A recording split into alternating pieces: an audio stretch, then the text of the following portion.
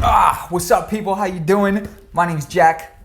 If you've watched more than one video, hopefully you know that. But if you didn't and you're new here, I upload daily content based around video editing, videography, and how to make money making videos. Subscribe if that sounds interesting to you. My water bottle just popped for some reason. It was like, pop. Yeah, I don't know if you even picked that up or what, but it might have just sounded a little bit weird. Today, we're getting into how to start freelancing the right way. That's a pretty big statement. Who are you, Jack? How do you know the right way? There's probably multiple right ways to do it. Certainly there are. I'm gonna explain one of the right ways and definitely some best practices on how to, sort of just optimize your performance as a freelancer. I've been freelancing for 2 years, started freelancing at 18 officially, unofficially at 17 and 16 and 15 and 14 I'd been doing freelancing. I was part of the gaming community when I was a kid on YouTube. I used to make banners for people, little intros, stuff like that. So that was kind of the start, I guess. I didn't really realize it was freelance because I was selling stuff for like $5 a pop, $10 a pop. That was when I was like 14. But officially, I started freelancing kind of as a full-time job at 18 years old.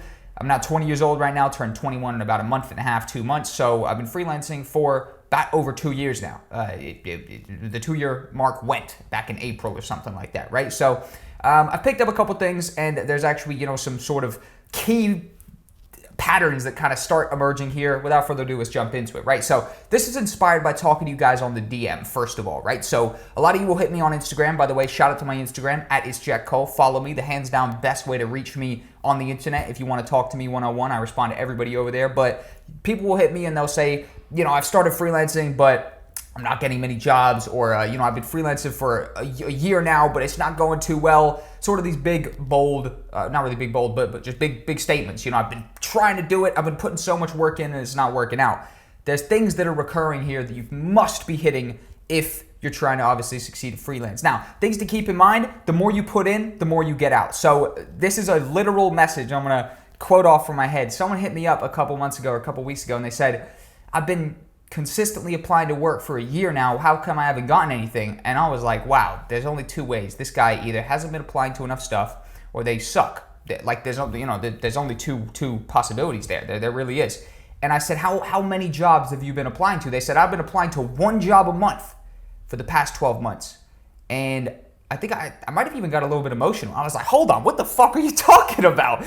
You haven't been doing anything, essentially. You know what I mean? So with some people, I guess there's a misconception with how much really you got to put into it. I assume the majority of you are not that character, and you're not, taking this for as something it's not, which, is basically the moral of the story there is the more you put in, the more you're going to get back out. So that's a wild character right there that was even doing that. But at the end of the day, the more you put in, the more you're going to get back out. And, if you're just consistent with it, you can drum up work. So the most important thing that's preventing people, right, from actually getting started in the right way, and the number one thing you should look out for when starting freelancing is to present your work nicely. If you have the skill, which I'm assuming you have the skill, next up is just present that work nicely. Present that work in a way that speaks to the client and says, they can do what I'm asking them to do. It makes sense to hire them. It makes sense to bring them into my project so that they can do this, which they're seeing with their eyes, and they can picture this as in your finished projects on your portfolio, show reel, whatever, and they can say, okay, this is what my finished project would look like as well. I can see that they've clearly done stuff that, shows me that they can do what they say they're going to do, right? So that's super important. Presenting your work nicely. There's 3 main forms to present it: is portfolio, show reel, or video intro. The video intro is the less popular one, and not many people even know about it. It is hands down the most powerful. Check out my video intro video. I won't even go into it, but it's essentially a perfect pitch. I'll leave that link down below, the video of me breaking it down to you. And presenting your work is just so crucial. A portfolio and a show reel both work awesome. Portfolio is nice because you could show a bunch of different variety. Showreel is nice because you just show a bunch of the best clips. So all of them specialize in kind of a different area. And obviously, if you're a proper freelancer, you'll have all 3 of these and you sort of deploy them as you see fit, right? Number 2, consistency and proactiveness. This is just the next step up. If your skill level's there, let's assume it is, your presentation's now there, so we've gone over it, right? You've presented your work nicely, aka it's more or less like your resume, right? If you went to a job, like a normal job, say you're trying to get like a cafe job, and they were like, look, listen, you never worked in a cafe before. We got all these other people, and their resume says they worked in 4 or 5 cafes. we're not hiring you, buddy, because you got no cafe experience. We're going to hire them over there because they got the cafe experience and we're a fucking cafe. We need people with cafe experience.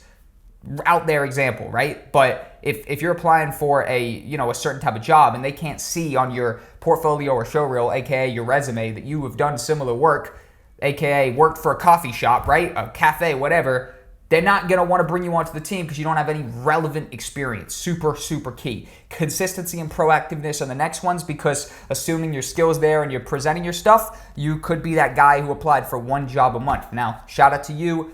You could be the best freelancer ever. You're just not putting yourself in a position to succeed. Therefore, your skills are being underappreciated at the very least. But realistically, if your skills are there, you're probably applying for a lot of stuff and you're probably aware that you're relatively decent. Therefore, you want to apply for more. But consistency and proactiveness, I kind of assumed as like a self-motivated kid that, that's just for granted. You know, if you want it, you're going to put a lot of effort into it. It's not.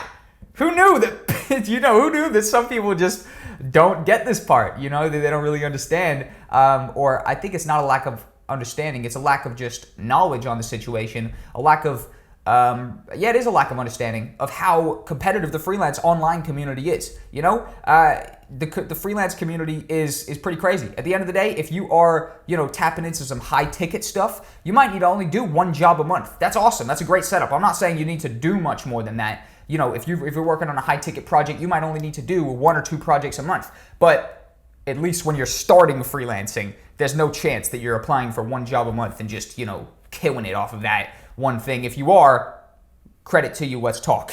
For real, we might need to exchange a couple strategies, you and me, all right? Number 3, repeat steps 1 and 2. That's right. Presentation is never done for me. I'm on my 5th, 6th rendition of a portfolio, show reel, and video intro. I'm currently working with a guy in India right now to build out a whole new portfolio website for my production company, TQ9 Media, constantly updating the presentation of what we do, always, because that's crucial. That's what speaks. Like I said, I'm not going to repeat myself, but that's your resume, right? Your resume sucks, you suck, basically. You know what I mean? So if your presentation of your work sucks, you actually suck as a creator. You know what I mean? You might not, but nobody can know that you're good. Therefore, you're never going to get hired. So from a freelance perspective, you suck if you're not presenting your stuff correctly. Obviously, huge oversimplification, but it's, you may as well suck if you're not presenting your stuff nicely, because no one's going to know you're good.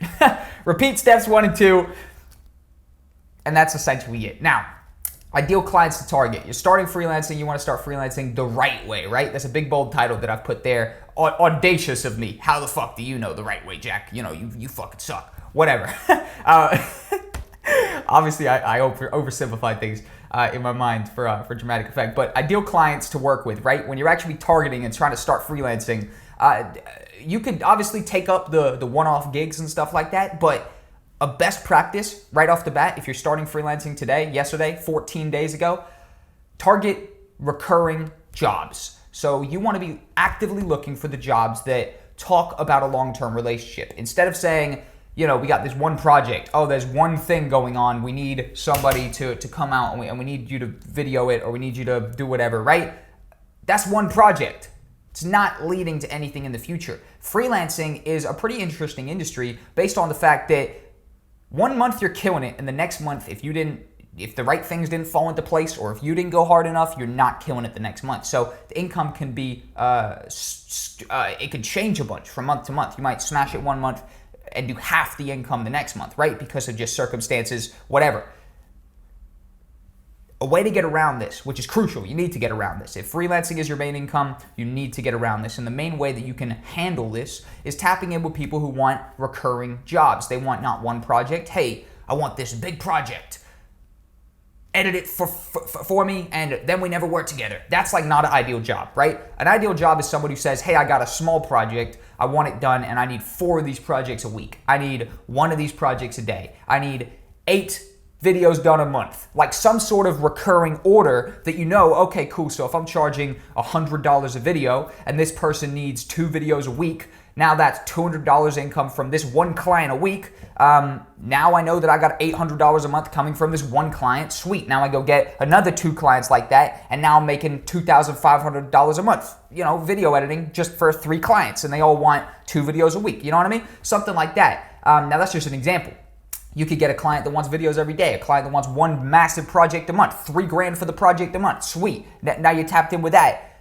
There's a lot of ways to do it, but creating yourself a more reliable income is something that is pretty essential when you're freelancing. Something that if you're paying the rent and everything like that, you need to know that you've got a consistent amount coming in. Unless you're some mastermind saver, you know what I mean? You save and you fucking invest it all in Bitcoin and then you flip it. I wouldn't advise you to do that shit, but at the end of the day, I'm sure there's someone who's a wizard with it. But moral of the story, to track back, start freelancing the right way. You're going to want to present your work nicely. Well, first off, you're going to want to be actually have skills, you know what I mean? Like, maybe that's the unspoken part here. Most people obviously are going to have the skills. It's pretty silly to not have the skills and try freelance, but it's criteria. You got to know what you're doing, Next up, present your work nicely. Next up, consistency and proactivity. I think that's a word. Proactiveness, proactivity, who cares? We'll make it up. You know how we do on the channel. But finally, repeat the steps 1 and 2. That's it. I don't know why I said but. There is no but. It's just present your work nicely, be consistent with the applications and actually putting yourself in a position to succeed. Repeat steps 1 and 2. In terms of just clients to look for, consistent clients. People want recurring jobs. And that's the moral of the story. That's how you start freelancing the right way. A couple little tips off my head. Plenty more freelance videos coming here on the channel. Hope you enjoyed. I've been ItsJackCole. For more video production, freelance content every single day, every single week, subscribe if you're new here. And had a blast walking through it. More content coming soon. I got a video coming in the next couple days called Why You're Not Getting Freelance Jobs, which is adding on to this one. It's going to talk about some more kind of little things that people are going wrong with, and at the end of the day, things you could look out for, stuff you could optimize, I guess, in your approach to new clients. But thank you for watching. Take it easy. Have a nice day, and I'll see you in the next video.